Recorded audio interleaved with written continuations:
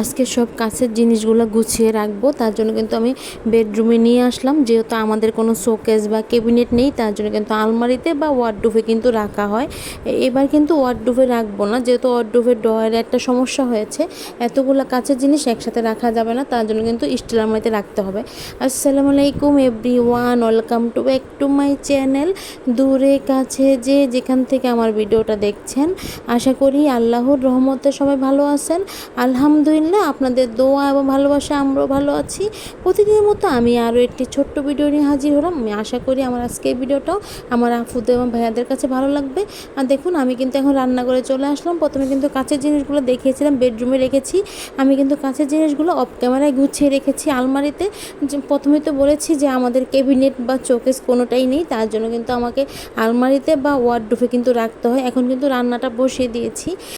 Sorry, প্রথমে কথাটা ভুল বলেছি। আমি কিন্তু আজকে রান্নাঘরে রান্নাটা করছি না, আমি কিন্তু আরেকটা রুম ছিল যে বেডরুম, ওই রুমে কিন্তু আমি কারেন্টের চুলাটা ফিটিং করে কিন্তু রান্না করছি। রান্নাঘরে আজকে রান্না করতে পারবো না, যেহেতু অ্যাডজাস্ট ফ্যান লাগিয়ে দেওয়া হচ্ছে, বাড়িওয়ালারা লাগিয়ে দেবে, তার জন্য কিন্তু লোক ছিল বাসায়, আবার ডিল করে দেবে, মশারির ডিল। তারপর দেখা যাচ্ছে যে আমি যে ওয়াইফাই লাইন আনবো, আমরা ওয়াইফাই লাইনের জন্য কিন্তু ডিল করে দেওয়া হচ্ছিলো, তার জন্য কিন্তু আমি রান্নাঘরে রান্নাটা করতে পারছি না। আর দেখুন, শাকটা কিন্তু রান্না করে নিয়েছি। অফ ক্যামেরা কিন্তু শাকের বাগারটা দিয়ে নিয়েছিলাম, তখন আর কিন্তু ক্যামেরা করিনি। শাকের বাগারে পেঁয়াজ দিয়েছিলাম, রসুন দিয়েছিলাম। যে কোনো শাকেতে না পেঁয়াজ আর রসুন বেশি করে দিলে খেতে ভালো লাগে।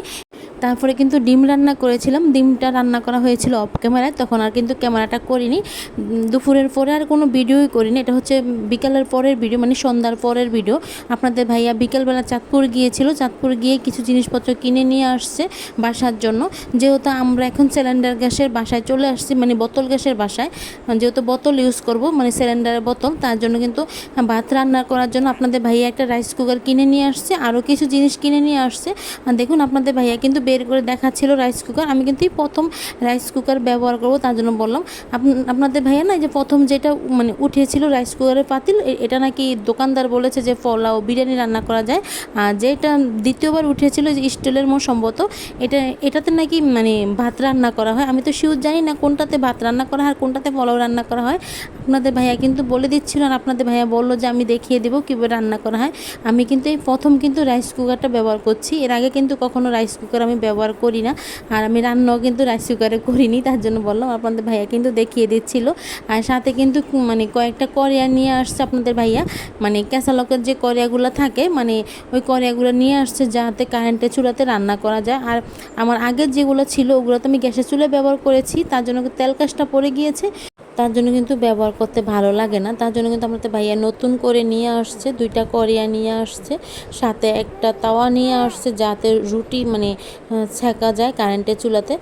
তার জন্য কিন্তু আপনাদের ভাইয়া এগুলো নিয়ে আসে। আর আপনাদের ভাইয়া কিন্তু দেখিয়ে দিচ্ছিল, আর দেখুন পাইপেরটা কিন্তু নামিয়ে নিচ্ছিল। আমার কাছে অনেকটাই পছন্দ হয়েছে সবগুলো জিনিসই। কিন্তু আপনাদের ভাইয়া না সেট কিনতে পারেনি, গিয়েছিল সেট কেনার জন্য, কিন্তু দাম বেড়ে যাওয়াতে একটা সেট কিনে আনতে পারেনি। এগুলোর দামই হয়ে গেছে অনেক, তার জন্য আপনাদের ভাইয়া বললো, বের করছিল, আর বলছিল যে দাম বেড়ে গেছে জিনিসপত্র, তার জন্য কিন্তু বেশি করে কিনতে পারিনি। 3টা করে নিয়ে আসছি, আবার দরকার হলে কিনে নিয়ে আসবো, এগুলো আপনাদের ভাইয়া বলছিল। আর কমেন্টের মাধ্যমে জানাবেন তো কেমন হয়েছে।